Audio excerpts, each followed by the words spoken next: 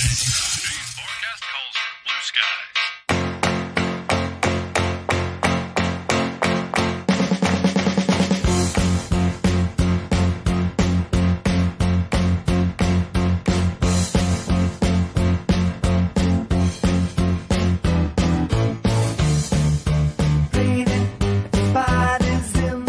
E estamos começando mais esse podcast Bacon. Tudo bem com você? Seja bem-vindo a mais um episódio do Bacon Podcast. O meu nome é Lucas e junto comigo estão os irmãos Monzambani e a Fernanda. E aí, gente, tudo bem? E também o Bruno. E aí, e hoje, tema top, hein? Bora pra mais um. Tema top, né? Sempre voltando pra Grécia, né? Eu não sei o que acontece com esse podcast, quem sempre tá indo lá. E é por isso que a gente trouxe hoje aqui pela primeira vez aqui no Bacon Podcast, senhoras e senhores, professor Paulo Rafael, seja bem-vindo e sinta-se em casa. Muito obrigado aí, pessoal, tudo bem com vocês? É uma alegria estar aqui no Bacon Podcast e vamos falar aí de assuntos importantes para o nosso cotidiano, para o nosso dia a dia e para a gente pensar um pouco aí como elevar o nível cultural, espiritual, moral, físico e tudo mais da nossa civilização ocidental. Isso aí. Perfeito, perfeito, bela introdução aí do professor. E, esse podcast aqui é um podcast gorduroso, né? Já tá no nome, Bacon. Um podcast para carnívoros, né? Um podcast para pessoas que gostam de alimentos com substância, né? Enfim, então é esse tipo de assunto que a gente traz aqui pro Bacon, esses assuntos que são gordurosos, esses assuntos cheios de substância mesmo, né? Então, se você gosta de bacon, seja bem-vindo. Aqui é o seu lugar. Esse podcast foi feito especialmente para você. E falando então desse assunto que tem muita substância, né? Um assunto robusto, né? Então, Paulo, por favor, né? Quem é o professor Paulo Rafael? Se apresente, né? Se puder também apresentar aí onde o pessoal pode te encontrar, um pouco do seu trabalho, tá bom? Isso aí, então, meu nome é Paulo Rafael, né? Eu sou professor de filosofia e de teologia na Pontifícia Universidade Católica de São Paulo, lá na PUC de São Paulo, né? E além de dar aula ali na PUC, eu também faço um trabalho na internet, como vocês. Tem um canal no YouTube que se chama Super Leituras. É um canal onde a gente fala, né, um canal de animação, onde a gente fala de filosofia, de literatura, de pensadores no geral, onde a gente procura transmitir ideias complexas de maneira simplificada e existencial, né? Um pouco nosso objetivo com o canal é esse. O canal já, desde 2018, a gente tem trabalhado. E também tem no Instagram também. No Instagram é menor porque a gente começou e depois um pouco, a gente é um pouco mais velho, né? O pessoal mais velho é primeiro no YouTube, depois começou no Instagram. E atualmente eu também estou tentando começar a fazer um trabalho ali. Tentando começar a fazer, né? Mas já comecei, né? Mas é porque tá devagar ainda, né? Também no Instagram ali, postar conteúdos diários, né? Através de reels, né? De posts, né? Stories também. Meu Instagram é Paulo Rafael Prof. Um PH do jeito que tá aqui também. E é isso, né? Um pouco do trabalho. Sou pai, tenho duas crianças maravilhosas, né? Uma de 3 e 4 e a Beatriz que tem quase 2 anos de idade, né? Daqui a pouco ela vai fazer 2. Isso aí, pessoal. Casado com a Natália, minha esposa maravilhosa. Maravilha, né? Então seja bem-vindo aí ao Bacon Podcast. Espero que seja a primeira de muitas vindas aqui, né? Nesse humilde podcast. E você, ainda que não nos acompanha, né? Não acompanha o Bacon, vai lá no Instagram, @BaconPodcastPR. Se inscreve no nosso canal no YouTube. Se inscreve, deixa o seu like, vai ajudar bastante, né? Então esse podcast que está no formato de áudio, mas também no formato de vídeo, né? Ele que estreia, então, às quartas-feiras no YouTube, às 20 horas e 30 minutos. Depois, quinta-feira, nas outras plataformas de podcast, de áudio, né? Spotify, Deezer, Apple Music, Amazon Music, enfim, né? E todos os outros agregadores nas principais plataformas de podcast. E também às terças-feiras, né? Não posso esquecer, às terças-feiras, às 20 horas, na rádio Shockwave. Então vai lá e sintoniza então também para ouvir a gente. Perfeito, né? Então para facilitar, né? Depois que a gente fala tudo aqui, Paulo, fala o link, descreve tudo, o que eu faço? Os links estão na descrição. Então, para facilitar o seu caminho, né? A gente falou, mas é só clicar no link que você já consegue acessar, acompanhar aí o trabalho do professor Paulo Rafael.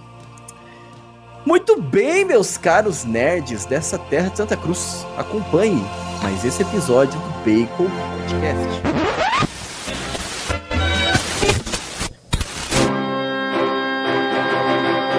Bacon Podcast.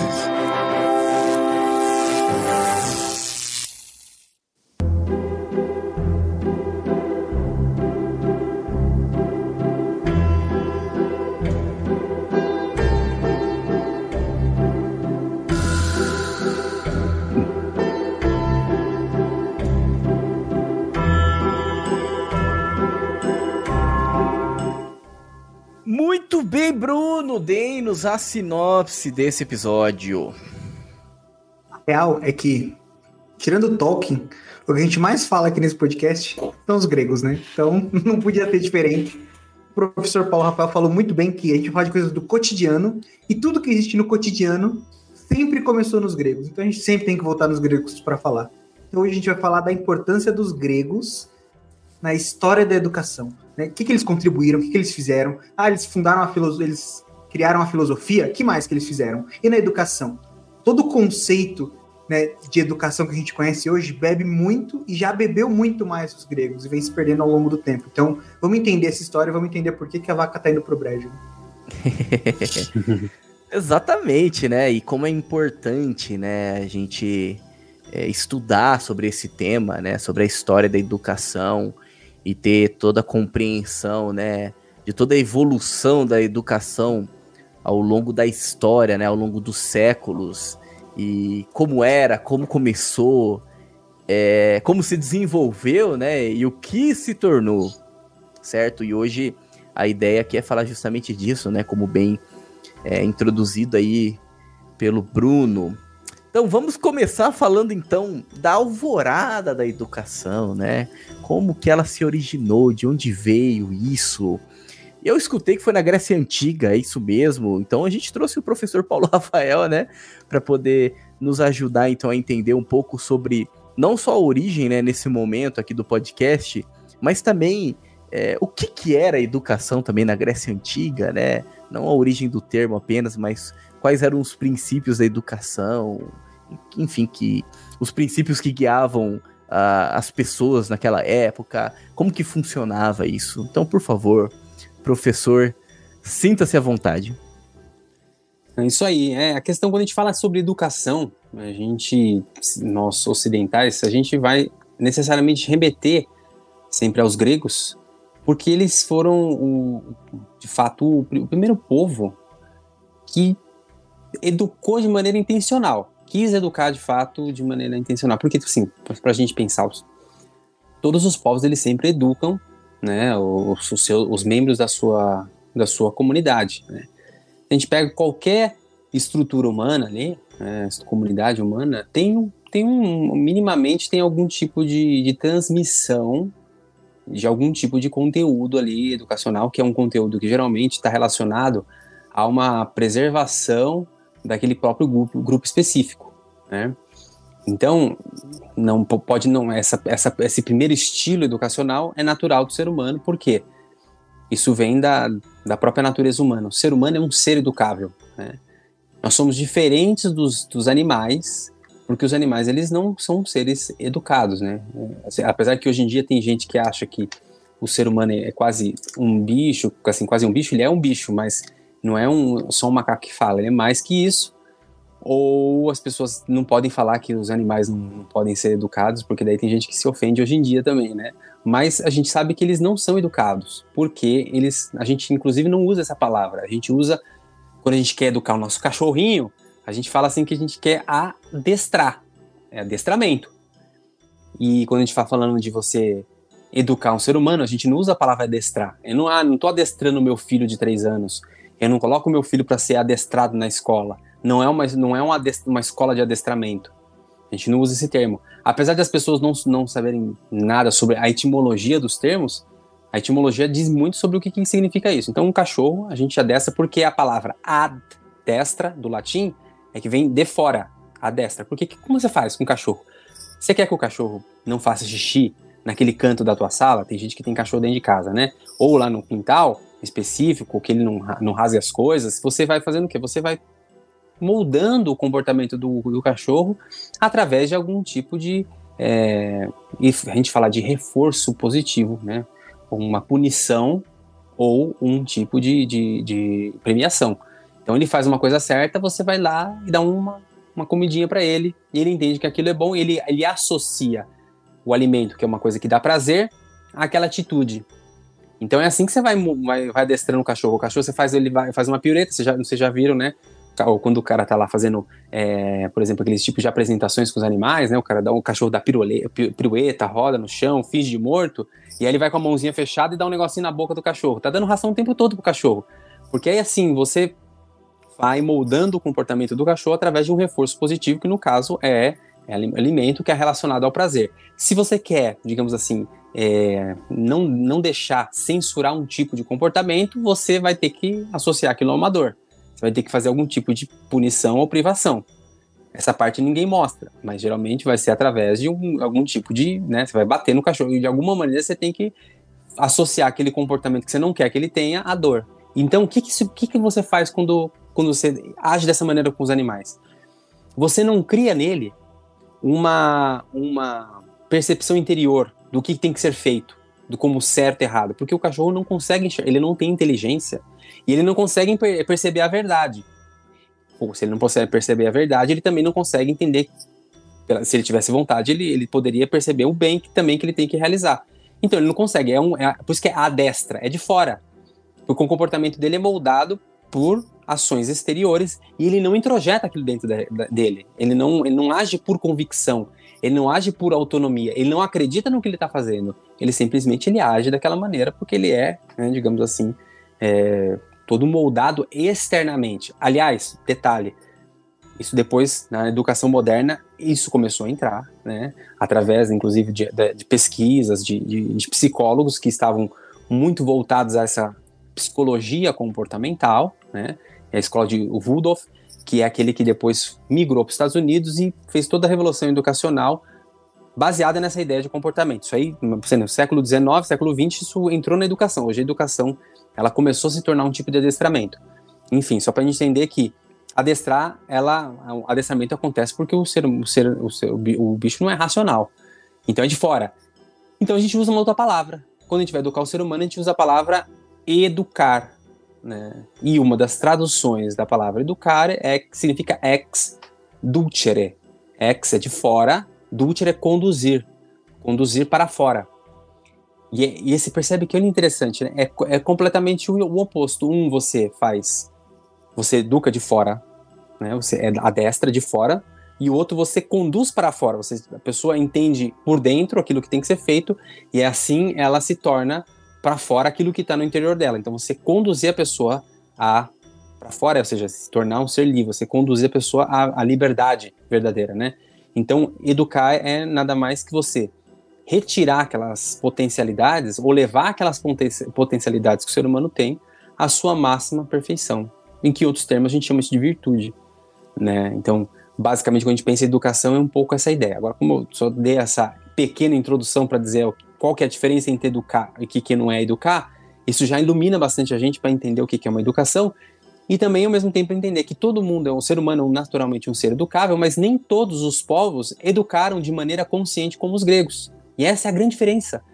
Porque, assim como eu falei, você pega uma tribo indígena, eles têm um sistema, tem um tipo de educação ali, que é uma educação natural ali que acontece, como eu falei, com uma transmissão ali de conhecimento, de transmissão ali para, digamos assim, proteger aquela... Da mesma maneira que existe uma perpetuação da raça, naturalmente a gente tem a lei natural, que vai conduzir a gente a perpetuar a raça, a gente então vai naturalmente...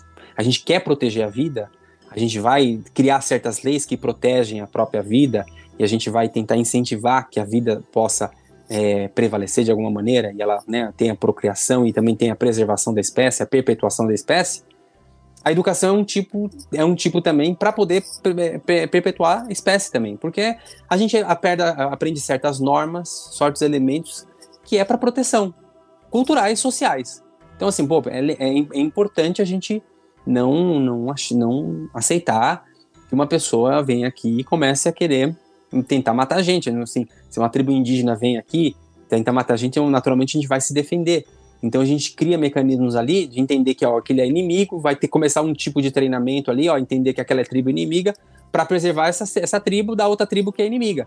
Então você percebe que eles vão passando, transmitindo de geração em geração, cuidado que aquela tribo lá não é interessante, ela pode nos fazer assim algum tipo de mal. Então isso é natural, só que os gregos não eram dessa maneira. Eles começaram a entender que intencionalmente você poderia levar o ser humano, além dessa transmissão de conteúdos para preservação da própria cultura, aí, eles poderiam levar o ser humano à sua máxima perfeição. E aí, sua máxima, digamos assim, a qualidades extremas, ou seja, aquilo que eles chamaram de areté, que a gente traduz como excelência. E essa excelência, ela está no nível total do ser humano. E esse desenvolvimento, ele é completamente diferente. Inclusive, os gregos, eles olhavam para as outras culturas, eles entendiam que o que eles faziam era completamente diferente. Hoje a gente chama de cultura num sentido muito mais antropológico, né? Todo mundo que tem certos ritos, artes, uma transmissão, seja qual que for, né, ali, ética, cultural, né? Mas para os gregos não era isso. Era o quê? Era esse ideal alto, esse ideal muito elevado do ser humano. Por isso que os gregos eles se tornaram tão influentes na nossa civilização, e por isso que a gente se entende que a educação, no sentido deles, consciente de mudar a natureza do ser humano, porque eles entendiam que a educação era uma mudança da própria natureza. Inclusive, essa educação, que por exemplo, a gente pega Aristóteles ele fala que a virtude é uma segunda natureza, tipo uma segunda pele. Significa que você, pela educação, ou seja, você pode conduzir a pessoa a se tornar um ser virtuoso a tal ponto que ele tem uma excelência que é uma segunda natureza. Essa educação dele criava um nível superior mesmo. Era uma verdadeira... Você fazia com que a pessoa se elevasse de maneira profunda na sua existência. Não era um viver somente do corpo. Um viver somente assim das paixões, da vida corporal. Você não estava vivendo somente para sobreviver, você não só caça para sobreviver. Não, era uma vida que eles estavam buscando uma elevação de todo o espírito humano, né? Então, assim, os seres humanos, eles entendiam que o ser humano ele tinha essa parte de alma e corpo, né? E então tinha que ter uma plenitude tanto do corpo como uma plenitude tanto da alma, que a gente chama também de espírito, né?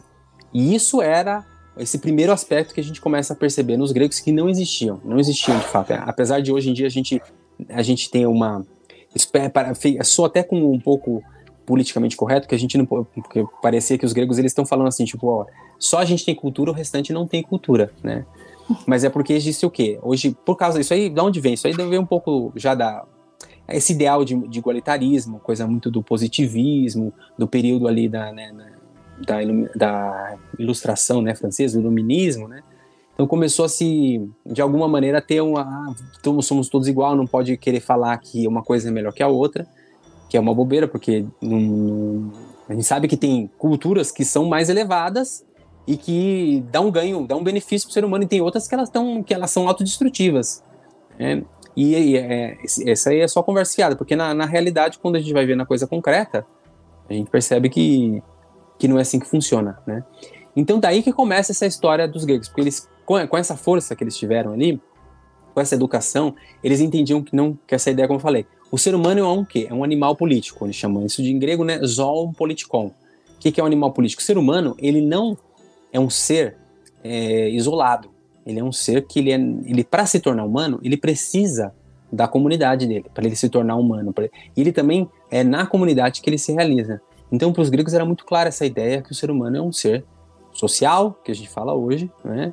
E quando eles estão falando isso, eles estão querendo dizer o seguinte, é que tudo que nos compõe de maneira social, porque, vamos pensar, eu, né, o Lucas, Fernando, o Bruno, a gente não é um ser sozinho, né? Até diria o Ortega y Gasset, eu sou eu e as minhas circunstâncias. Se eu não me faço, quem serei, né? Eu sou minha circunstância no sentido que tudo aquilo que eu tenho, a gente não sabe. Às vezes a gente pode repetir frases. Eu percebo, até falo isso muitas vezes para meus alunos. A gente repete ditos populares que pode ter milênios. E a gente nem sabe. E a gente está repetindo. E é um negócio que a gente repete que vem de geração em geração. Porque o ser humano, ele tem uma categoria que é diferente dos animais também. Porque eu sempre dou esse exemplo dos animais. Parece uma coisa muito, muito besta, mas é uma coisa que ilumina bastante para a gente se entender, né? Se você pega um animal, se ela pega um pincher que ele tem... Todos que todo mundo entende o que é um pincher. Aquele cachorro pequeno que late ardido, sabe? Você pega um pincher, você cria ele sozinho, sem ter contato com outros pinchers, ele vai latir exatamente igual todos os pinchers, sem ter nunca tido contato com nenhum pincher.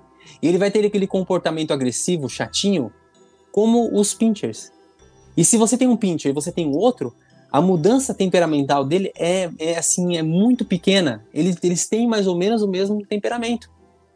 Sim, se o bicho ele é exatamente igual, sem ter contato com outros da raça, significa que ele é um bicho, o bicho é programado. Ele não é livre.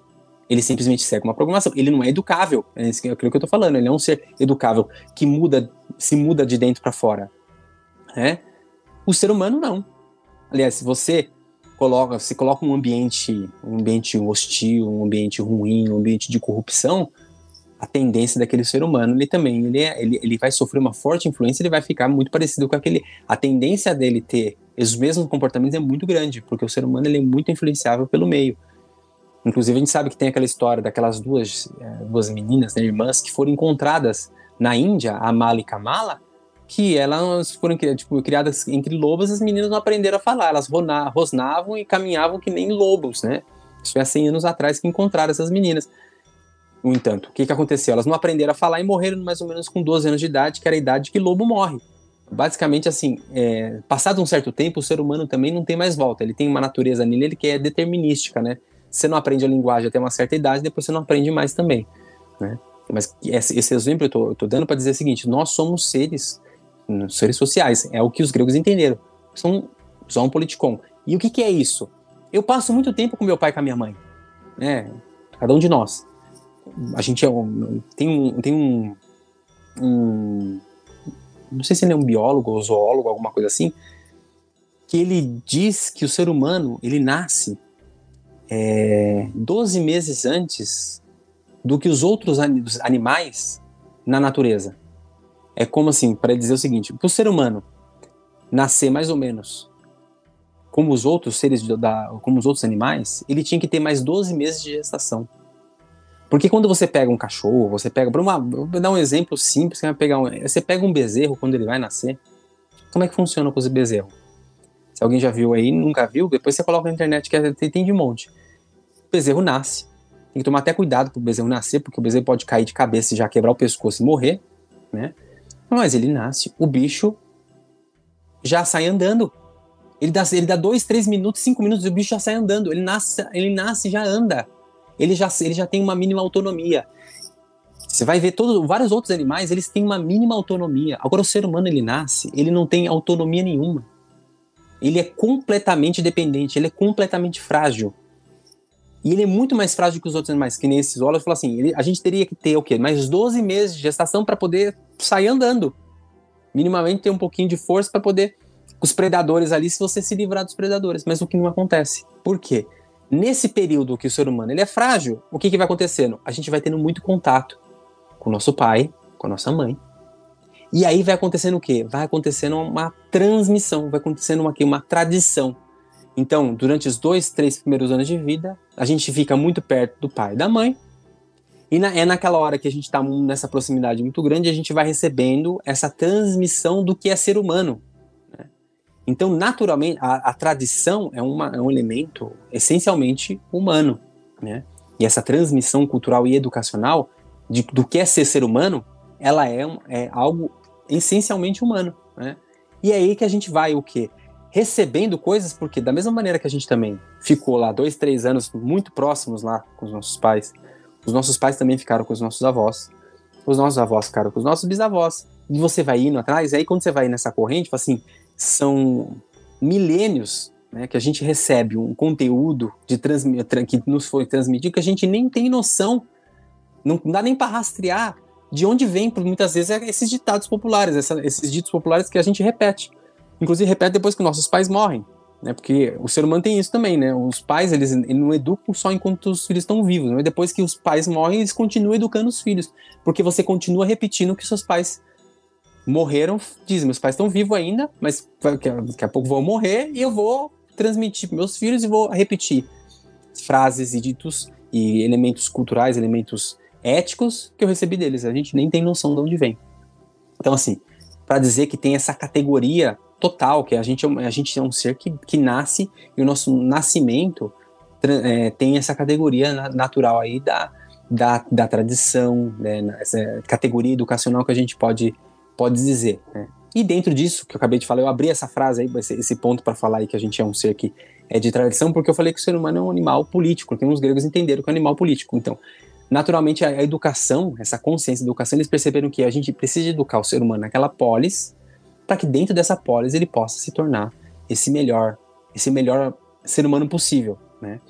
E a sociedade, então, ela estava formulada para que pudesse chegar a maior exploração daquilo que é o ser humano, né? A ideia de que nasce depois, que nasceu no cristianismo, a ideia de bem comum. O que é a ideia de bem comum? Nada mais do que possibilitar de que a sociedade possa dar a maior, né, possibilitar que as pessoas sejam perfeitas, né, que elas possam buscar a perfeição. Quando a gente pensa hoje em bem comum, as pessoas pensam, bem comum é só dar para a pessoa comer alguma coisa, a pessoa não morrer de fome, precisa de saneamento básico, né, mínima segurança. A nossa sociedade tá tão na decadência, né, tá tão degradada que a gente só pensa o bem comum numa vida muito corporal, né? Mas o bem comum, ele tem um apelo espiritual, que é levar a pessoa a essa máxima perfeição. E os gregos, eles entenderam. Então, a educação grega, ela é o quê? É uma educação do homem que está inserido dentro da sociedade, que é muito diferente da nossa sociedade hoje, que é muito individualista. E, na verdade, as pessoas acham que elas vão ser individualistas, mas com a explicação que eu acabei de dar, é impossível. A gente não existe individualismo, porque não tem como você ser individualista. Existe o quê? Uma tentativa de você ser um indivíduo solto, mas essa tentativa é uma alienação, porque a gente não tem como ser um animal totalmente solto. A gente sempre está, né, inserido nesse contexto, né? E aí que vem toda essa noção, né, dos gregos, essa história de que, bom, então vamos lá, vamos tentar levar essa máxima perfeição, transmitir esses valores, e que os gregos chamam isso de paideia. Começou a ser conhecido como paideia, a paideia grega, né? Que é a grande palavra, que da onde vem paidos, né? Onde vem a palavra pedagogia, né? Pedagogia é você conduzir a criança, né? Conduzir a criança, né? Paidos é criança, né? Então, o ideal do grego, da formação, né, do homem grego, é um ideal de formar o ser humano no seu todo. Então, é uma formação que passa pelo espírito e pelo corpo, naturalmente. Então, os gregos entendiam que eles estavam criando um elemento elevado, né, que era muito mais consciente do que... Se a gente fala, né, por que os gregos achavam que só eles tinham cultura? Apesar que os hebreus, eles tinham uma ideia de cultura, os hindus, os chineses, eles tinham. Mas essa noção de que, olha, eu vou fazer o ser humano chegar nessa excelência, isso é uma coisa totalmente grega, né? E eles conheciam essa ideia de que vamos elevar o espírito humano. Como a gente vai fazer isso? Então, desenvolver no máximo possível o seu intelecto, vamos elevar o máximo possível a sua dimensão corporal. E isso se dava através de várias disciplinas, uma delas, por a gente falar, retórica, né? A retórica, ou seja, os poetas gregos, eles foram os primeiros grandes educadores. A gente fala que Homero é o primeiro grande educador grego, né? Porque Homero, para quem não sabe, né, Homero, ele escreveu aqueles 2 textos que são atribuídos também a ele, mas, né, que é a Ilíada e a Odisseia, né? E essa Ilíada e a Odisseia, as pessoas, elas faziam teatro. As crianças elas brincavam, como imaginam, ela é feito, tem um poema, né, que é todo belo, feito daquela maneira para se memorizar. Então as crianças memorizavam, as pessoas memorizavam e ficavam declamando aquilo ali. E aí as crianças ficavam brincando, repetindo as frases que estavam ali na Ilíada, né? Então, eu quero ser o Aquiles, eu quero ser o Heitor, eu quero ser o Paris, sei lá. As crianças escolhiam e começavam a brincar. Então a educação passava pelo quê? Pelo teatro. Então as crianças decoravam aquelas falas Elas faziam teatro em cima, por exemplo, da história da Ilíada, né? Declamavam aquilo ali, então já formava toda a linguagem deles, e depois, quando elas ficavam mais velhas, elas aprendiam as estruturas, né? Naturalmente elas iam aprendendo as estruturas linguísticas, sintaxe toda do grego, então elas estudavam a gramática em cima das memorizações que eram feitas em cima dos poemas, né? Só que aquilo lá formava também o ser humano, porque ali, claro, na Ilíada tem toda a ideia dos deuses, né? Tem toda uma ética que está por trás, tem uma areté toda guerreira ali, né? Um tipo de areté, como eu falei, né?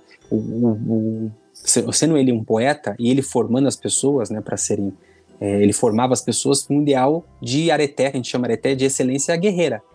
O importante para um grego é você ser que nem o Aquiles, você ser corajoso, você ir para a guerra, você não ter medo, né? Então, a ideia de você ter coragem é uma coisa muito forte. Você também tem que saber barrar também a sua arrogância, você tem que tomar cuidado com os excessos.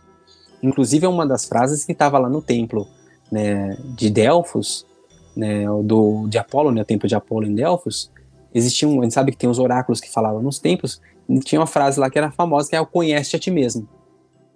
Conhece-te a ti mesmo. Mas tinha várias frases, mas 3 o que eu acho que são muito interessantes e principais, que era conhece-te a ti mesmo, né, nada de excessos, não queira ser Deus.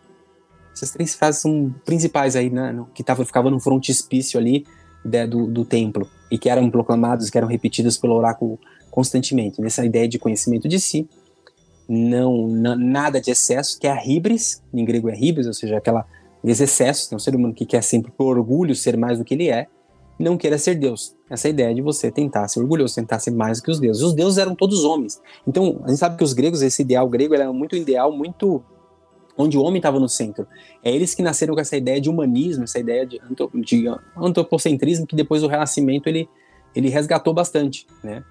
Então, que é colocar o ser humano no centro. Então, as histórias eram muito relacionadas assim. Os gregos, eles então começaram com esse ideal, como eu falei aí, de paideia, e aí começa a entrar toda essa cultura ali, onde tinha as tragédias gregas que vão entrando, aí a gente vai entrando, né? Tinha, claro, vem o Homero, que é um poeta que forma as pessoas, que, né, depois tem uma areté de nobreza, o ideal de você ser nobre, de você ter todas as virtudes de uma nobreza. Os poetas gregos, eles enfatizavam muito isso, e a gente sabe que os gregos, como eles estavam apaixonados por esse gênero, além das esculturas, a gente sabe que eles gostavam muito de fazer esculturas. A arquitetura grega, ela queria transmitir uma ideia de perfeição, uma ideia de beleza, e esses conceitos todos estavam ali dentro da própria literatura grega, né, e as poesias. A gente sabe que tinha a tragédia e a comédia, né? A tragédia é quando aquela história que acabava com um final que não era feliz, que era desgraça, e a comédia é quando não tinha um final triste, né? Então, tragédias para de Édipo. Édipo, Édipo é claramente o conhece a ti mesmo. Ele não sabia quem que ele era. Ele recebeu uma profecia que ele ia matar o pai e casar com a mãe, né? Casar com a Jocasta e ia matar o pai. O pai dele manda ele embora, mas aí não acontece o quê? No meio do caminho, o cara quer matar o filho, ele não consegue matar o filho dele, ele mesmo não consegue matar, pede pra alguém matar, o cara também não mata, manda pra um pastor e vai pra cidade vizinha. Ele cresce sem saber quem que ele é. Quando ele é mais velho, ele escuta essa mesma profecia que ele é, né? E ele tenta fugir da cidade, que ele vai tentar fugir da cidade, na cidade que ele achava que ele era de lá, porque ele não sabia que era adotado. No meio do caminho lá, ele encontra uma comitiva, tem uma briga, mata um monte de gente ali, chega na outra cidade. Nessa cidade a casa acaba casando com a mulher, se torna rei de lá, e aí depois começa um mundo de peste.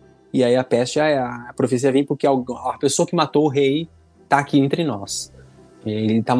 A cidade está maldita porque o homem que matou o último rei tá vivo entre nós, não tem justiça. Então ele começa a fazer um inquérito para descobrir quem que matou, e a coisa vai aparecendo aos poucos até que ele descobre que foi ele mesmo que nessa comitiva tinha matado o pai dele, que na verdade não sabia que era o pai, porque na verdade ele tinha sido mandado para outra cidade. E aí, enfim, conhece a ti mesmo. Ele não sabia quem que ele era, ele conheceu a si mesmo e não aguentou ver a verdade. Quando ele viu que ele tinha casado com a mãe e matado o pai, ele furou os olhos e se autoexilou. A história, é trágica, ele morreu, acabou o negócio na desgraça, é tragédia. Comédia, no negócio, ou a gente pensa comédia só como coisa que nos tira a risada, né? Mas não era nesse sentido. Só que imagina a quantidade de tragédias gregas que tinha, e tinham concursos. Então os gregos, eles faziam concursos assim, vamos lá, quem que pode fazer uma... E as pessoas escreviam as suas tragédias, eles iam lá levar suas peças, suas tragédias, para fazer tipo como se fosse editais ali, para ver qual que seria representada, né? E nesse meio termo, os gregos eles escutavam muitas dessas histórias. Isso foi formando o quê? Foi formando o senso estético e o senso moral, porque acabava sempre com um dilema ético. Então você imagina o povo grego escutando durante séculos lá, como eu já falei, esse cara escutando lá Ilíada e Odisseia durante séculos. Aí vem as poesias, vem os poemas gregos, vem todos esses ideais que já eram ideais de um homem guerreiro, um homem que dá vida, um homem que é forte, que luta contra o inimigo, que desafia os deuses. Tudo sempre é aquela coisa, ideal de coragem, de força, aquela coisa toda dos gregos. Começa a escutar as poesias, aquela coisa toda de tragédia, começa a formar o senso moral deles, o senso ético. Como é que resolve um dilema ético desse? E aí vai formando. E além disso tudo, nesse ambiente, a língua grega, ela tem uma característica específica, que ela tem uma certa filosofia no próprio grego, tem uma língua filosófica, né? E eles então começam com aquela cosmogonia que eles tinham a explicação dos deuses, a explicação da natureza, e que as relações de causa e efeito eram todas a partir de deuses. Por que tá tendo guerra? Por que teve a guerra de Troia? A guerra de Troia, né, se a gente vai responder, porque ele, né, Paris, ele pegou a Helena e raptou a Helena, e ela era casada. Mas por que ele raptou? Porque antes de tudo, teve lá a história do casamento, que aí a discórdia mandou lá uma maçã no meio da festa de casamento, falou pra mulher mais bela, aí disse, eu sou mais bela, a Afrodite falou, eu sou mais bela, e a outra lá, esqueci, a terceira ela falou também, eu sou mais bela, começou uma briga, em final das contas, os Zeus não resolveu e falou, vai resolver o homem mais belo de todos. O homem mais belo de todos era o Paris. E o Paris, na hora de escolher, aí ele poderia escolher o cara entre uma pessoa mais rica, ser a pessoa que vencia todas as batalhas, ou escolher entre ser o homem que casasse, que tivesse a mulher mais bela do mundo. Ele escolhe essa. Ele fica com a Afrodite, se não me engano. E aí as outras ficavam com raiva dele. E aí começa uma guerra, porque quem protegia Troia era, se não me engano, era a Atena. Não, Atena acho que é de Esparta, né? E aí era uma briga das deusas, começaram a brigar, mas era tudo uma questão de profecia. Então a explicação de relação de causa e efeito era toda relacionada aí a uma questão sobrenatural, não era mais racional. E aí entra a filosofia, que quando é essa passagem da explicação do mito para a explicação racional, onde eles vão entendendo o cosmos, eles vão entendendo toda essa dimensão do cosmos aí, percebendo que o cosmos tem uma lógica, tem uma ordem, as estações do ano, as partes estão ligadas ao todo. Então o homem, ele também está ligado a isso, ele tem uma natureza humana. Aí entra a ideia de ser humano como ser de essência, ele tem uma essência. Aí começa a crescer essa ideia de que há um ideal humano, há um ser humano ideal, há uma essência humana universal, e essa essência universal, ela se torna um paradigma para a gente buscar. Esse homem ideal, eu devo buscar, eu devo me assemelhar a esse. E a gente já chega na filosofia, quando a gente vai chegando em Platão, ele vai falando muito desse ideal educacional. Claro, lembrar a história de Platão, a gente sabe que, pelo que a gente conta a história, Platão também era poeta. E aí ele também ele tinha escrito uma tragédia. No meio do caminho ele foi levar lá para o concurso, no meio do caminho ele encontra Sócrates. E aí ele vê que o cara sabe muito mais, fala assim, isso é muito melhor do que a poesia que eu fiz, tem um Sócrates aqui. E aí queima lá a tragédia dele e ele começa a seguir Sócrates. Bom, enfim, eu tô falando, não parei, mas tinha um negócio do intervalo aí no meio, né? Como é que é a história aí também? Não, se você quiser terminar essa história do Platão e Sócrates, aí daí a gente dá a pausa. Justamente nesse ponto, quando chega o conflito, né? Qual que é o grande conflito e por que o Sócrates se torna também um grande educador também? Um grande filósofo e educador? Porque ele está num conflito entre os sofistas. Os sofistas eram pessoas que ensinavam, eles cobravam para ensinar. Aí a gente já tá aí no ano aí, né? Século IV, né? Antes de Cristo. E aí, como é que era já o ideal do homem grego? Era o ideal que a gente chama de educacional, chamado kalos agathos. O que é o kalos? Fica aglutinado, fica kalos kagatos, ou kalokagatia, né? Que em português é estranho, kalokagatia parece que tá falando outra coisa. Mas que kalos é belo. Não sei se vocês aí são da época que tinha kaloi. A kaloi é aquela bicicleta. Sim, sim. É em grego, você vê que bonito? Kaloi é o belo, né? É uma bicicleta que estava em nome grego, né? Você não sabia. Voltando um pouquinho, é porque você falou muito dessa questão do ideal da educação. Vocês vão virar a moto, passar aqui agora? Já passou, né? o ideal da educação grega, enfim. E aí, e ao mesmo tempo falam muito dessa questão da virtude. E aí eu queria saber se daria para a gente falar que o ideal, no fim último da educação grega, seria formar o homem para a virtude, formar um homem virtuoso. Eu não sei se isso procede ou não. Sim, como eu falei, os gregos tinham muito claro que existia um homem ideal a ser que você deveria imitar, e esse ideal aí é importantíssimo. Até minha bateria tá diminuindo aqui, ó. Eu só ver se vocês conseguem me escutar ainda, né? Sim. Sim. Tá, eu só vou colocar o carregador normal aqui. Só o carregador aqui para não... O que acontece? Esse ideal, ele naturalmente, em grego a gente chama areté, e areté, ela também foi sendo desenvolvida de várias ideias de areté. Então, eles queriam que o ser humano pudesse ser uma pessoa cheia de excelência. Só que a excelência ela foi mudando conforme o passar dos anos, né? Então, se a gente pega lá na época da Grécia arcaica, a gente pega a época de Homero, existia um ideal de areté que é a areté guerreira, que é você ser que nem o Aquiles. Existia um tempo onde existia uma ideia de areté de nobreza, do homem nobre, né, que é uma pessoa que vivia de maneira aristocrática, que era um homem estadista, uma certa ideia de estadista. Depois veio uma certa ideia de areté do homem que falava bem, dos poetas. Então, você virtuoso, ser excelente, você se falar bem, você ser um poeta. E depois vai chegando perto ali de Platão, na época clássica, é o sábio. Então, se a gente for perceber, há um tripé aí. Ou esse tripé da formação grega é ou um estadista, ou um homem que falava bem, que é o poeta, ou o sábio. Então, esses três tripés. Então, vai passando os anos, é sempre a virtude. Só que essa virtude, ela vai o quê? Ela vai sendo específica conforme o período. Aí, quando chega, claro, em Sócrates, Platão, o ideal de virtude ele já está muito mais elaborado, porque a virtude em Sócrates está ligada à psique, que é a alma. Então, o que é a psique? É a alma onde a sede do homem, ele pode escolher de ser uma pessoa escolher pelo bem. E aí começa o desenvolvimento, claro, daquelas ideias de virtudes, né? São várias virtudes que a gente percebe.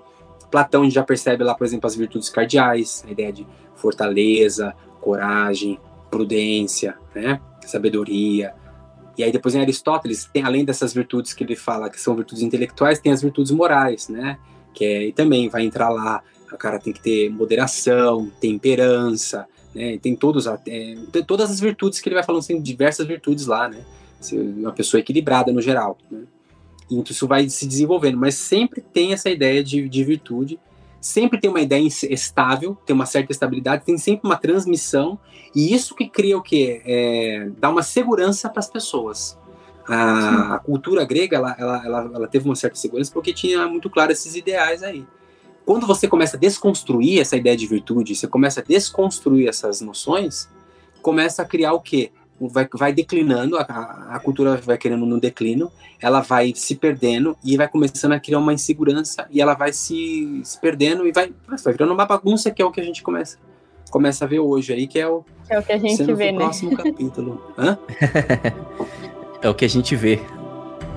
As cenas do próximo capítulo aí. Que exato.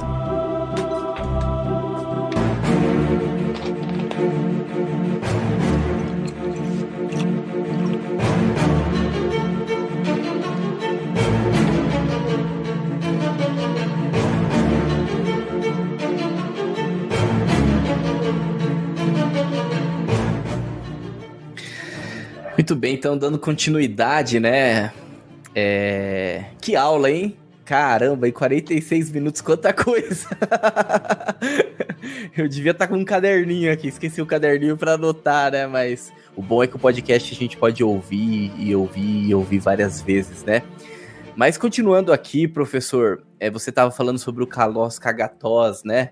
E interessante pensar que essa discussão, né, sobre o belo, o bom, né? Isso também se associa também na questão da educação física, né? Voltada mais para o físico mesmo, né? O esporte, as competições, depois a gente entra na questão das Olimpíadas, até mesmo o guerreiro, né? O soldado, o militar. Eu acho que seria interessante falar um pouco também desse aspecto, né? além do aspecto intelectual, né, além do aspecto que tá falando da paideia, que é essa formação cultural e ao mesmo tempo que quer inserir o homem também na polis, também tem esse aspecto físico, né, que também faz parte dessa questão da educação. Se falei alguma coisa errada aqui, por favor, me corrija, tá? Nada, vocês me interrompem, senão eu não paro de falar. Eu tenho que parar de falar porque eu tenho filhos para dar banho ainda, então já vi.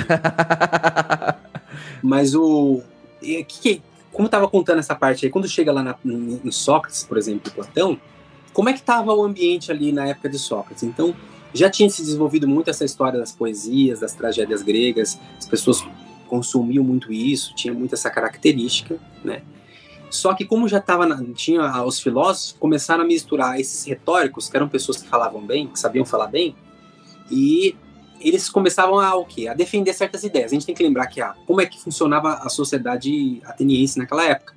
Existia uma democracia chamada democracia direta. Então, o que é direto? Você podia se candidatar em praça pública, se você é um homem livre, né, acima de 18 anos, você poderia ser votado. Né? Tem que ser homem e livre, não podia ser escravo nem mulher. E podia ser votado ali em praça pública. Só que assim, para você ser eleito, você precisava de jogar suas ideias. Só que na hora de falar sobre as suas ideias, você contratava uma pessoa que falava bem, para ela comunicar bem essas ideias e convencer a massa. E esse é os taus dos sofistas, que em grego significa sábios, né? Mas ficou, por causa de Sócrates, ficaram conhecidos como pessoas que defendiam ideias sem ter assim, critérios éticos. Por quê? O sofista, um dia, ele estava defendendo uma ideia, outro dia, ele era pago por outra pessoa e defendia a ideia contrária. Então, quando Sócrates começou a ver isso, falou assim, isso é um escândalo. Vocês estão corrompendo a juventude. Porque toda hora alguém fala uma coisa, a mesma pessoa fala uma ideia, e num dia, no outro dia, defende a ideia contrária, porque era pago. Os sofistas, eles eram tutores. Eles eram esse pessoal aí que ensinava dessa maneira, ganhavam para ensinar, e cada dia eles eram pagos para defender uma ideia. E quando Sócrates começou a olhar isso, ele ficou escandalizado, falou, isso está errado. Não pode ser dessa maneira. E como eles eram tutores, eles ensinavam, eram pagos para ensinar nas casas das pessoas e tudo mais, Sócrates começa a ensinar de maneira gratuita. Sócrates era uma grande figura, um grande educador, porque ele é exemplo, porque é um homem que, segundo consta a história, ele foi para a guerra, e quando ele foi para a guerra, teve uma guerra em Potideia, né? Porque foi bem num período onde teve um período áureo da democracia ateniense. Depois, a Grécia começou a querer unificar e aí entrou em guerra com Esparta, que é essa guerra de Potidaea que durou 32 anos, e aí o Sócrates foi para a guerra nesse período, foi um fiasco, e diziam que ele foi um grande guerreiro, ele fazia muitas vezes oração no meio da madrugada, entre uma batalha e outra, era corajoso, andava com o pé descalço no meio da neve, salvou Alcebiades enquanto ele foi tombado em guerra, ele não precisava de salvar, ele quis salvar. O Alcebiades foi condecorado pós-guerra e ele, que era para ser condecorado, não quis receber a decoração, né? Então, assim, é um homem muito justo e tudo mais. Grande exemplo. Sabemos que provavelmente ele fala que o pai dele, né, era um artesão e a mãe dele era parteira, da onde surge essa ideia da maiêutica, que ele queria fazer as pessoas nascerem para as ideias, né? A maiêutica socrática. Enfim, Sócrates ensinava onde? Ele ensinava em ginásios. Porque existiam centenas de ginásios ali espalhados por toda a Grécia, porque a Grécia é o lugar onde nasceu as Olimpíadas, que era um ideal grego, como eu falei, que é o ideal kalos kagatos, é o ideal do homem que era belo e bom. Belo no sentido de que ele era esteticamente belo, fisicamente belo, porque ele praticava esporte, porque falava bem também. A ideia da poesia, um homem que fala bem, que sabe falar bem, que sabe conversar. É esteticamente belo, a estética da arquitetura, a estética da pintura grega, a estética da música grega. A gente sabe que a música também tem uma grande força dentro da Grécia. Para quem estuda música, a gente até hoje tem estudos modos gregos. É o dórico, eólico, mixolídio, frígio. Então todos esses modos gregos a gente estuda até hoje, porque são eles que entenderam e intuíram esses ideais de beleza estética grega, que é educacional, porque eles queriam que o jovem, a criança, eles tinham que falar bem, eles tinham que saber fazer música, apreciar boa música, seriam bons músicos. Eles deveriam também ser o quê? Guerreiros, eles tinham que fazer esporte, então tinham centenas de ginásios onde as pessoas ficavam treinando, fazendo exercícios físicos, treinavam os esportes das Olimpíadas, que se a gente vai olhar os esportes das Olimpíadas que são mais gregos, eles estão todos ligados à guerra, né? O que é o lançamento de dardo? Tá? O que é salto com vara? Você vai saltar com vara para quê? Né? Você percebe que vários, até hoje, né? Você vai jogar lá ou aquela bola de ferro lá, vários, no atletismo dá para você perceber bem que são com coisas ligadas à guerra, né? Esgrima, que hoje a gente fala, né? Espada, essa coisa toda, tudo, muita coisa de guerra. Então eles eram treinados. Por quê? A gente tá num ambiente onde teve muitas guerras, então a formação a gente tá com uma formação militar também, de certa maneira. Esparta ficou famoso como uma educação desse tipo, né? Os espartanos, foi a educação espartana, que era uma educação muito militar, onde eles treinavam muito o exercício físico. Então, Sócrates ele começa a ensinar nos ginásios. Então, enquanto o pessoal estava fazendo uma luta greco-romana entre uma e outra lá, que era um pouco diferente, né? Que o pessoal lutava lá, eles passavam óleo no corpo e eles lutavam peladões, né? Então, era um outro tipo de diferente, Besuntados. né? Então, eles estavam todos ali peladões fazendo... Você podia fazer um podcast, por que os gregos lutavam pelados, né? E você deve lutar também, né? Podia fazer um podcast assim. O pessoal ia ficar interessado. Falou de pelado, meu, o pessoal vai nossa, isso vai ser da hora. Que é Vai dar polêmica. Vai dar polêmica. Peladão, e eles lutavam justamente para dificultar, porque durante a guerra, imagina, no meio da chuva, tudo ensanguentado, a ideia era essa, dificultar a história para você saber lutar. Então eles entendiam que essa formação formava para o caráter, formava para a coragem, né? Quem sabe que faz luta sabe até hoje que é assim que funciona, né? Fazer luta, ela te forma nisso, te forma muito você. Hoje o pessoal fala muito de resiliência, né? Mas é de fato, você coloca numa situação de incômodo, você vai formando o teu caráter porque tem alguém que é melhor que você, forma na humildade, forma na hierarquia, forma no respeito do que é melhor a você, vai percebendo que... Então isso tudo vai formando a alma do jovem grego, né? A luta, ela tinha muito esse caráter, né? A gente sabe que isso é importante, e é importante até hoje também, porque é um meio, se a pessoa não teve, ainda mais a sociedade hoje, que está cheia de cômodo, as coisas estão muito cômodas, né? Muito, muito fácil, a luta, essa é se colocar nessa situação, forma o jovem. Hoje seria bom retornar esse aspecto da cultura, né? Mas voltando lá nos gregos, então, ele formava nesses ambientes, nesses ginásios. Inclusive, depois Platão, ele fala de academia. Academia, hoje a gente em português fala academia, eu vou na academia, né? Que era a academia de Platão, onde você exercitava a mente, né? E Aristóteles faz o liceu, né? Mas basicamente era isso, eles faziam esses exercícios físicos nesse lugar. Então, a formação começa a ser ampla, porque quando chega lá Sócrates, Aristóteles, né, Platão, começa a ser o quê? A formação do homem nessa virtude que está relacionada à alma. Então, aí é o ideal de paideia do grego, é um ideal pleno, porque você vai educar o fulano para ser guerreiro, educa o corpo pela luta, né? Você educa o jovem aí, né, a falar bem, então aí a estética de você saber falar bem, você educa ele a música. Aliás, Platão ele fala que você tem que saber educar a criança, tem que estudar música, porque daí isso vai preparando o espírito dela, porque a música é muito importante. Você prepara através da matemática, Platão vai falar, a matemática é muito importante para a educação do jovem, porque a matemática já é uma coisa abstrata. Porque a matemática é o último passo antes da metafísica, o último passo antes da filosofia. Porque a matemática é quando você abstrai, né?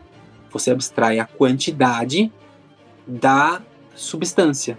Você retira, você abstrai. Você tem essa mesa, esse computador, esse celular, né? Ele tem um tamanho. Esse tamanho você dá um número para ele. Só que esse número é o quê? É um número que você abstrai da própria, é uma quantidade que você abstrai da própria substância, digamos assim, já é uma abstração. Então a matemática já era o último passo de preparação para a filosofia. Então quando a gente chega em Platão, por exemplo, na República, ele tem todo um ideal de educação profundo, que é na República. Você vai formar o jovem na República como? Na música, nessa questão ética, nessa questão aí física, na poesia também. Platão ele criticava um pouco Homero em alguns aspectos, mas principalmente alguns poetas e os deuses gregos, ele achava que os deuses gregos eles eram muito, muito gananciosos, muito invejosos, eles não eram bons exemplos para os jovens, né? Então ele criticava um pouco a poesia por causa da teogonia que estava ali presente, né? Mas Platão ele vai chegar à ideia de falar assim, que existe o quê? Um ideal de um rei filósofo, que é aquele que deve governar a cidade, sendo um rei, porque ele tem a capacidade, se ele é um rei, filósofo, é porque se ele é filósofo de verdade, ele sabe dominar a si mesmo. Porque a ideia que o Platão está querendo dizer é a seguinte, você tem o domínio de si, você não é tiranizado pelas suas paixões, você não é tiranizado pelos seus desejos, pelos seus sentimentos, pelos seus impulsos, então você é uma pessoa, né, preparada para governar. Porque você tem o governo de si mesmo. que é a ideia de virtude, a ideia de temperança, a ideia de justiça, muito clara, porque justiça para Platão está nesse sentido. As partes da sua alma, que para ele tem 3 partes da alma, né?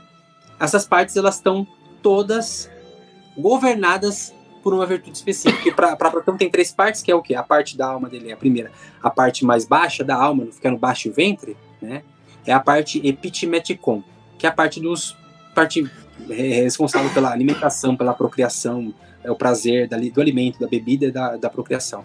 A parte do timoides, que bate no peito, que é a parte mesmo das emoções e dos sentimentos, e a parte racional, que é a logistikon, parte raciocinativa. A parte racional, a virtude é a sabedoria, a virtude que deve comandar, porque o homem pode ser orgulhoso, ele pode ter as suas vaidades, algumas coisas, então ele precisa de ter a sabedoria, que vai ordenar essa parte. A virtude que ordena, né, os sentimentos é a virtude da coragem, porque se você tem sentimentos, tem raiva, tem medo, para ele entender que a coragem vai ajudar o fulano não fugir na hora que tem que fugir, né? O medo, ele é uma coisa que o cara tem guerra, o cara não pode fugir, tem que enfrentar, tem que ter virtude da coragem, né, que vai ordenar. E a parte da baixo ventre, que é a epitimetikon, a virtude da temperança. E dessas 3, a razão é a mais superior, que ordena as 3, ou seja, a razão que deve comandar os sentimentos e os seus impulsos. E dessas 3, a virtude da justiça ordena todo o ser, porque você dá a cada parte que é devido, ou seja, cada virtude, ela é específica em cada parte da alma, por isso a virtude da justiça é aquela que ordena, porque ela dá a cada uma das partes aquilo que é devido, né? Para dizer, começa a se tornar então um grande ideal de educação também, né, como vai chegando para Platão, que é esse ideal do espírito, né, essa dimensão bem espiritual do homem, ele entendendo que o homem ele é um ser que tem alma, e é a alma onde tem essa sede do bem, onde o homem pode buscar a verdade e o bem, né? Como esse homem ele pode buscar a verdade e o bem, significa que ele tem é um elemento espiritual mesmo, é imaterial, né? Que é o ponto mais importante que a gente chega nos gregos, que de fato os gregos entendiam isso. A língua grega, a linguagem também funciona dessa maneira, né? A gente sabe que o que a gente fala com as palavras é expressão de pensamento, né? Aliás, tem gente que fala assim, que as palavras são encarnação dos pensamentos, porque é prova de que o ser humano é um ser espiritual, porque tem o que? A expressão através... A gente cria sons para explicitar as nossas ideias, porque os sons são sensíveis, mas os sons sensíveis, eles indicam uma realidade insensível, digamos assim, né? Insensível não que ela não sente, mas é porque ela não tem sentidos, que é a parte intelectiva, a parte da alma. Então, a gente chega nesse ápice total, onde tem esse ideal, onde o homem deve, com a inteligência, buscar a verdade, né? E quando ele percebe essa verdade, ele entende que ele tem uma vontade que olha o fim das coisas e que percebe o fim de todo o cosmos e que percebe o fim dele, que a gente acabei de falar, né? Platão, ele entende que o ser humano tem uma hierarquia e que a finalidade da razão é essa, a finalidade das emoções são essa, ele percebe os fins. E você realizar os fins é realizar necessariamente o bem daquela coisa. E aí você se torna um homem ético, você se torna de fato um kalos kagatos, porque você é um homem que tem todas as virtudes físicas, né, intelectuais, morais, tá tudo junto. Que é bem é pleno, porque o cara vai estudar música, o cara vai fazer arte, vai entender escultura, vai ter a beleza estética do corpo também, porque eles entendiam essa beleza do corpo, né? Você não vai ver um grego ali colocando formas sem um lado maior que o outro, uma coisa vai exaltar uma pessoa muito magra ou muito gorda, não vai ter isso, ele vai sempre buscar um certo equilíbrio, nada de excessos, né? E isso tem sempre, em toda a arquitetura, em tudo está ligado a esse ideal de você ter virtude, você tá equilibrado, a virtude está no meio. Aristóteles diz, a mediania, né? A virtude está no meio, nada desses excessos.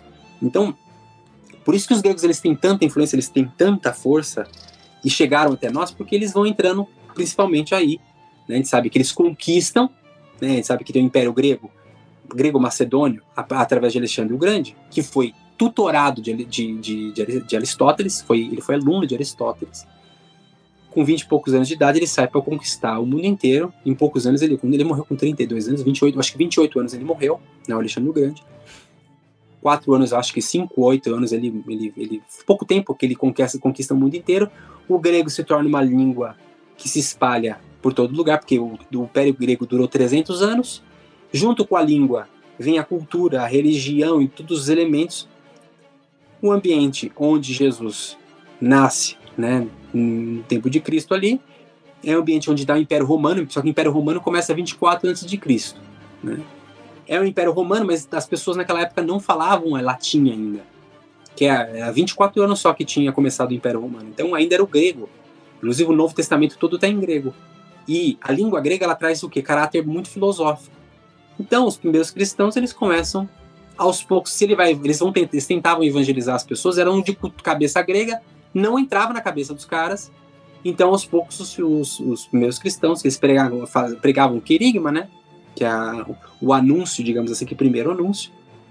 E eles começaram, alguns se converteram. Para a gente pegar São Justino, foi o primeiro, era um filósofo que se tornou santo, né? De poucos. E ele virou mártir. Ele era pagão. Todo mundo falava que os cristãos eram um tipo de gente que não prestava. E ele começou a olhar os cristãos morrendo, né? Comido pelos leões dentro daqueles esporte que era tranquilo, né? Os romanos eram pessoas que gostavam de esporte tranquilo, nada sangrento, colocar as pessoas para serem mortas dentro de coliseu, essas coisas todas. Estava assistindo as pessoas morrer. Ele falou: pessoal, não é possível que eles sejam covardes, que eles sejam pessoas ruins. Eles morrem, ficam rezando, eles não têm medo da morte. Todo mundo tem a morte. Como é que eles podem não temer a morte? Aí o São Justino ficou impressionado, foi conhecer o cristianismo e se converteu. E depois ele foi martirizado. Para dizer, então começa a ter o contato com a filosofia.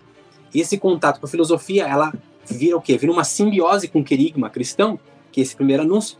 E aí se torna aqui, ó, a teologia, quando eles vão tentando explicar para os homens de cultura grega uma mensagem evangélica, junto com o Antigo Testamento, vai se misturando com o neoplatonismo. Porque naquela época de Jesus lá tinha 3 grandes correntes, que era o estoicismo, o epicurismo e o neoplatonismo. O epicurismo era que prazer moderado não cabia, né? Jesus fala que, né, tem que renunciar a si mesmo, né, tomar sua cruz, não cabia essa história de prazer. O estoicismo, que hoje está na moda, né, o pessoal fala bastante estoicismo, que estoicismo virou resiliência, né? Mas o estoicismo não é só isso. O estoicismo na verdade, é um tipo de panteísmo, porque o estoico entende que a natureza é o divino e você tem que se adequar àquilo que a natureza te coloca. A natureza te coloca a morte, te coloca a doença, te coloca o sofrimento, te coloca as situações onde você tem que aceitar. Então você tem que viver a tranquilidade, a ataraxia, você tem que viver a tranquilidade da alma. Então os cristãos falam, não dá, isso aí é panteísmo, não funciona, né, com Jesus. Mas o neoplatonismo é um Platão divinizado pelo Plotino, né? Então dá para conversar. E aí entra o que é essa simbiose entre a filosofia grega e o querigma cristão, com todo aquele elemento do Antigo Testamento que já existia, né? Também existia um ideal de homem no mundo hebraico, né? Tem do período dos profetas, tem Moisés é um grande homem, tinha um ideal, Abraão que eram pessoas de fé, e no cristianismo o negócio se torna o quê? Em vez daquele ideal grego do homem kalos kagatos, o ideal do cristianismo é o santo, o homem que dá vida de maneira heróica, e as virtudes principais do cristianismo é fé, esperança e caridade. Então, pelo Ocidente começa a entrar ainda esses elementos de excelência, estão todos presentes no cristianismo, mais potente ainda, porque fica aí a ideia, fica um ideal. Qual que é o ideal nosso? O ideal de um cristão, de um católico é o grande santo. E por isso que a igreja coloca os santos para você. Ó. Esses são os modelos. Esse fulano, São Francisco é um modelo de fé, né? Esses dias teve a Santa Teresinha do Menino Jesus. Essa semana tem bastante, né? Amanhã, tem. Quarta-feira só santo pesado, hein? São Francisco, né? E aí assim, vai indo para dizer, são modelos altos, ideais altos que você deve ter. Assim, olha, esse jeito é o jeito certo. Se você não está vivendo desse jeito, você está sendo medíocre, né? Então isso é o grande legado que os gregos foram trazendo, assim, sem entrar em contextos mais modernos hoje em dia, mas a grande mensagem dos gregos é a ideia de excelência. Você tem que ser excelente, você tem que ser, cara, paciente, você tem que saber falar de maneira correta, você não pode falar muito nem pouco, você não pode ser uma pessoa lá que fica estrambelhada, gritando, fazendo piada de tudo, nem também pode ser ranzinza, tem que ter equilíbrio. Você não tem que comer demais, nem comer de menos. Então aí vai tendo toda essa ideia de equilíbrio, de você ter. Isso é muito difícil, e aí a excelência do homem que é excelente em tudo que faz. nas virtudes, no bem falar, né, na música, no exercício físico, e eu acho que são coisas que é o legado que os gregos nos deram e que são importantes também de serem resgatados, né? Porque hoje também, né? Hoje o esporte, a gente pega o negócio do esporte. O esporte, ele perdeu-se muitas vezes o vínculo com a ideia de virtude, mas ele é importante para isso. Educar a pessoa para você ser suportador e essas coisas todas, né? Enfim, um pouquinho... Não sei se vocês querem fazer alguma pergunta aí também, que já estamos, né, avançando no horário. Eu queria fazer um comentário, né? É interessante porque tudo isso, ele surge com aquela base do bem comum, de entender que o ser humano, ele é relacionado, né? Então, a gente vê que isso faz muito sentido, inclusive, e é por isso que talvez o cristianismo tenha se dado tão bem com essa questão da filosofia, com essa questão os gregos se deram muito bem nessa questão da educação, e depois o cristianismo abraçou isso de forma muito plena. Porque, no final das contas, essa base, né, do próximo, ela é fundamental para o desenvolvimento das duas coisas, né? E aqui eu não estou nem pensando numa questão espiritual da coisa, né? Estou pensando mais no sentido humano mesmo, né? Da relação. Então, para se educar, para se entender a si mesmo, para se entender o ser humano, é necessário, né, essa troca de ideias, essa troca de esse relacionamento.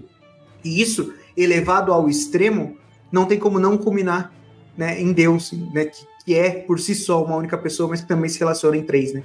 Então, a gente vê que os gregos entenderam isso muito bem, né? Então, por mais que os hebreus, né, os judeus, enfim, depende do período que você está lidando, entenderam isso de forma revelada, os gregos conseguiram captar isso de forma natural e conseguiram, por isso, talvez perpetuar tão bem, né, toda essa ideia. E que, no final das contas, a educação ela não está vinculada ao tanto que você conhece, mas o porquê você conhece, qual que é a finalidade daquilo, né? Que está nessa relação entre os seres humanos. E não tanto o que você conhece, mas o que aquilo te transforma. Então, fazendo um paralelo aqui com o podcast geral, com tudo aquilo que o Paulo Rafael falou, no começo, então, do podcast, o Paulo Rafael falou um pouquinho sobre a questão da diferença entre o adestramento e a educação. E a gente vê que, por exemplo, hoje a gente tem muito mais uma educação que é mais voltada a essa questão do adestramento, ao ter muitos conhecimentos, é uma educação mais tecnicista, do que propriamente é uma educação que leve ao aprimoramento da alma, ao aprimoramento da pessoa e da dignidade humana. Uma coisa que a gente percebe também é que é interessante, porque, por exemplo, eu já vi várias críticas das pessoas falando assim, a gente não pode usar a educação clássica, a educação grega como base, porque não tinha desenvolvido várias das matérias, então eles não tinham a física moderna que a gente tem hoje, não tinha a química, não tinha desenvolvido várias dessas coisas. E, de fato, várias dessas disciplinas modernas da ciência moderna não tinham sido desenvolvidas da forma que a gente conhece hoje. Mas toda a educação, ela tinha um norte e voltava para alguma coisa concreta, que era um ser humano melhor. E hoje a gente tem um monte de disciplina científica excelente, eu não estou desprezando elas, mas muitas vezes a gente sai da escola, da faculdade, com um conhecimento tão desconexo que a gente não consegue aplicar na realidade. De forma prática, a coisa que a gente mais vê é gente formada em faculdade que não consegue trabalhar porque não sabe aplicar, porque não consegue. Tem o conhecimento teórico lá da sua ciência específica, mas não teve a educação de fato, teve o adestramento do conhecimento técnico, mas não teve a educação de fato, que ajuda ela a ser uma pessoa melhor. E aí eu não preciso nem ir tão longe de falar em virtudes, em alma, em ser uma pessoa virtuosa, mas em coisas práticas, como aplicar na vida real aquilo que você aprendeu teoricamente, né? Uhum. Sim, e é bem interessante isso que você colocou, né, dessas disciplinas que a gente tem hoje na modernidade, né, que elas não se conversam. E isso é muito claro, os gregos não tinham isso, porque primeiro, a ideia do grego nasce justamente naquela ideia de que o todo, né, ele é composto por partes, e as partes estão todas relacionadas ao todo. Então, o grego ele se entendia dentro do cosmos. Ele entendia ele como um microcosmos, um macrocosmos e um microcosmos. A palavra cosmos em grego significa ordem, inclusive, né? Então ele estava dentro desse cosmos e ele tinha toda a relação, ele se entendia dentro do cosmos plenamente, e tudo estava relacionado à música, todas as disciplinas de retórica, né, as artes, né, a matemática, tudo estava relacionado. e tinha uma coisa que estava ligada à outra, e ele se compreendia, ele entendia o seu sentido dentro do cosmos, ele entendia por que ele estava ali, né? E, na verdade, isso é bom, porque dava um sentido e finalidade para o homem. Naturalmente, ele entendia a finalidade da vida dele, naturalmente, ele entendia o seu sentido existencial. É mais fácil de intuir um sentido existencial quando você está inserido dentro de um cosmos orgânico e harmônico. Agora, pensa na nossa crise. Olha a crise que as pessoas têm crises existenciais hoje. Elas têm crises existenciais e crises morais. Elas não sabem o que é certo e errado, e elas não sabem para que serve a vida. Crise existencial é qual é o sentido da minha vida. Crise moral, o que é o certo e errado. Por quê? Porque tudo na educação hoje é desconexo. Se fala lá de física newtoniana, que é um universo mecanicista, onde o único universo mecanicista que tem sentido é o evolucionismo, aí entra a biologia, é num mundo onde a física newtoniana ela venceu. Né? Só que ela não explica tudo, porque a física newtoniana ela serve para cálculos particulares. Tem certas coisas que não entende. E depois, passando dos anos, entenderam que muita coisa que Newton falava, e ele mesmo falou que aquilo não era verdade absoluta, né?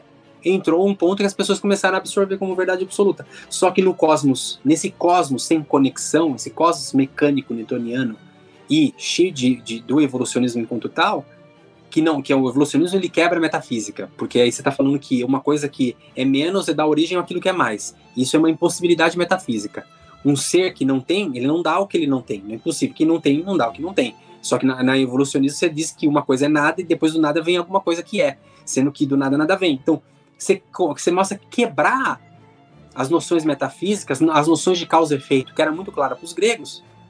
E as pessoas não é à toa que as pessoas têm crises existenciais hoje, não é à toa que as pessoas têm crises éticas, é porque elas estão num cosmos onde ela não percebe para que ela está ali, ela não sabe o sentido da vida dela.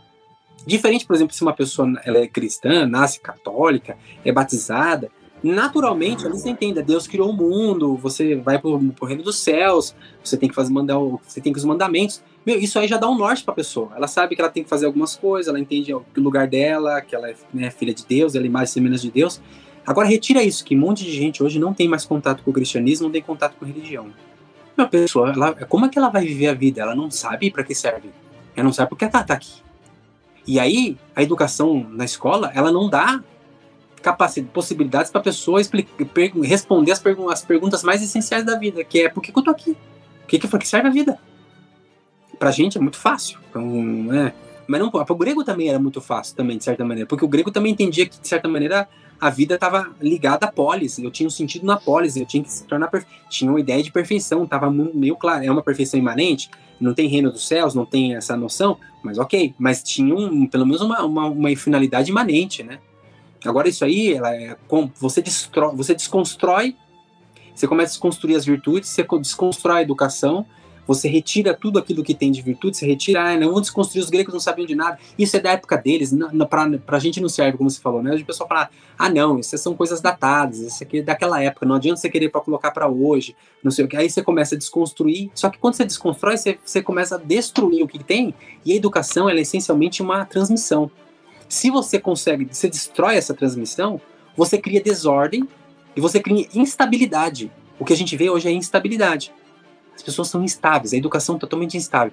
Na verdade, você falou, tem uma educação tecnicista. Isso aí, tá bom, você é um homo faber, você tá educado, você tem que apertar parafuso, você tá aqui para produzir, que é uma coisa, por uma tendência um pouco mais marxista, mas também uma tendência também mais capitalista também, que entende o ser humano como um ser que consome, e o ser humano para o Marx é ser que produz, são tudo irmão, mesma coisa, então, materialismo total, fica uma bagunça.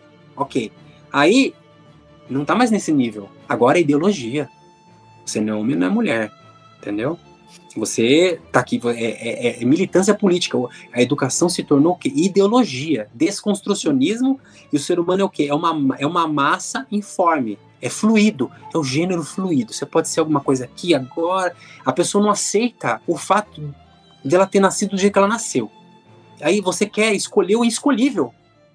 Não tem como. Tem coisa, as pessoas não estão aceitando, é tudo imposição. Porque até o que.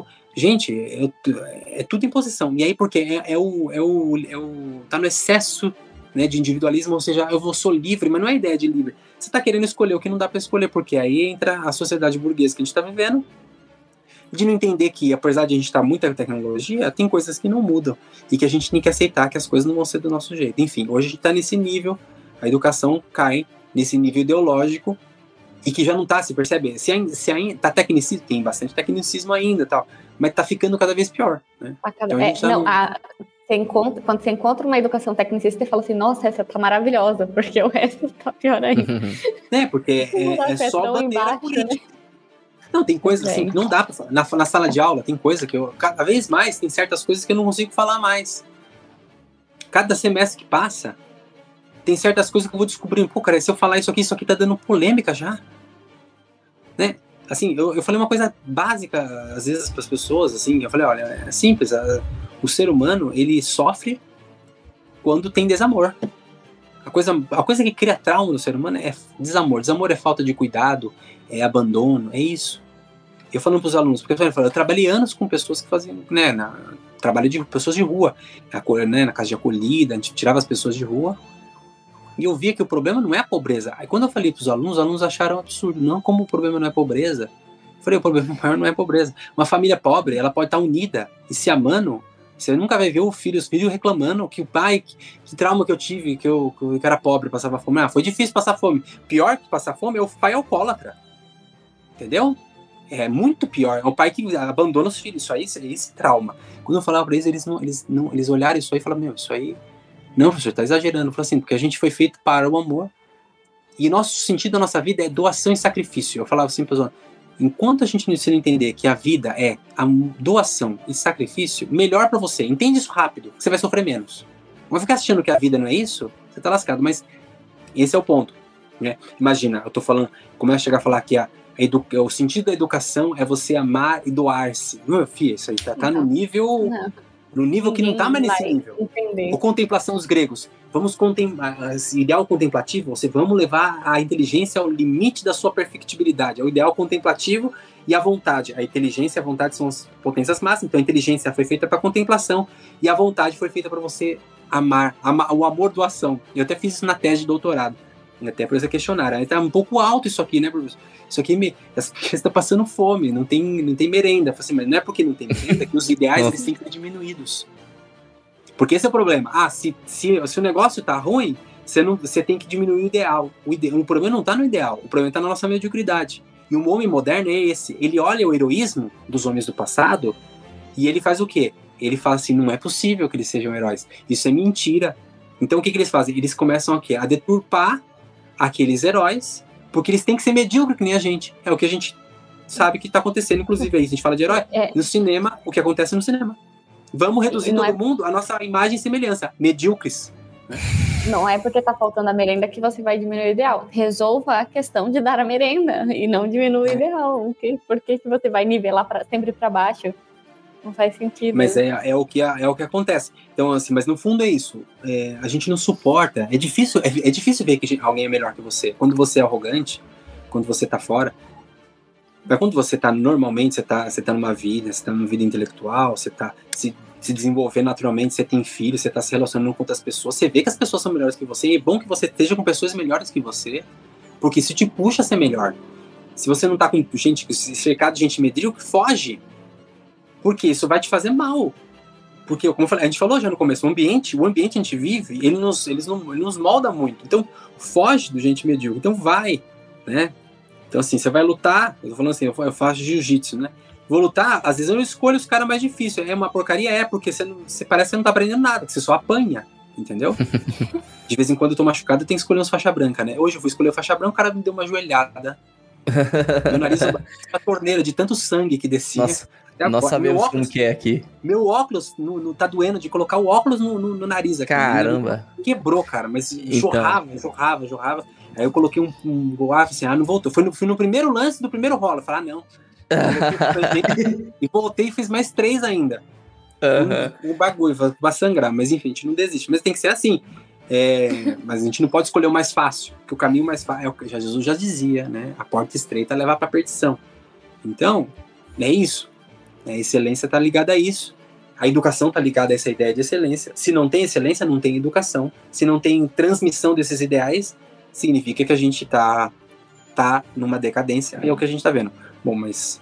Enfim, era um pouquinho... Sei que vocês gostariam de perguntar mais alguma coisa. No nosso tempo já está estourando, né? Acho que já foi, né? Só um conselho aqui de faixa branca para faixa branca. Escolha os graduados para você não se machucar, tá? Ah, o problema é que hoje nem escolhi, porque faz esse trio aqui, ficou um trio de faixa branca. Não gosto de lutar com faixa branca. Eu já fiz judô e eu não machuco ninguém, porque eu tenho uma noção já, né? Mas os caras, faixa branca, toda vez que eu me machuquei foi com faixa branca. E geralmente você é mais empolgado, com mais energia, acaba puxando assim errado, e é isso, né? Sem contar as vezes que a gente se machuca sozinho, né? Mas quando você tá com alguém que é graduado, ele fala, não faz isso, você vai se machucar. Agora quando você tá com faixa branca... aí você se machuca de teimosia, né? Exato. Basicamente. Mas perfeito, Paulo. Muito bom, assim. Olha que assunto, hein? Caramba. Que aula. Coisa, hein? O negócio rendeu aqui. Que aula, hein? Muito bom mesmo. Muito bom mesmo. E, Paulo, você aceita o desafio, então, da gente continuar falando sobre esse assunto ao longo da história? Ao longo da história da vida? Ao longo da história da humanidade, da história da vida, enfim, sim, né? Sim, claro. A gente pode continuar. Então, a gente resumiu a história dos gregos, assim, claro, a gente foi tudo resumindo, tem muita coisa, mas enfim. Sim, mas já foi... A nata tá aqui, o conteúdo essencial, que é importante, acho que tá mais ou menos aqui. A ideia é ser uma introdução, né, até mesmo para as pessoas buscarem se aprofundar mais, né, porque se você for falar todo o conteúdo, não tem como. Só nos gregos Num podcast não tem como. É impossível, né. Mas então, assim, eu acho que para continuar esse assunto, a gente poderia, num próximo podcast, falar sobre a educação na Idade Média, né? E aí falar também sobre a questão das universidades. Depois, mais para frente, a gente pode falar do Renascimento, Iluminismo, Revolução Industrial, as reformas educacionais que vai entrar na questão tecnicista, né? Que vocês chegaram até a citar ali, do século XIX e XX. E a educação moderna, né? O momento atual, que é uma educação que deixa de ser só tecnicista e passa a ser totalmente ideológica, né? E aí, vamos entrar nessa jornada com a gente? Vamos lá. A gente vai fazendo aí, a gente vai marcando e vamos fazendo sim, claro. Perfeito, legal. Muito obrigado, viu? Então vamos para a conclusão dos agradecimentos.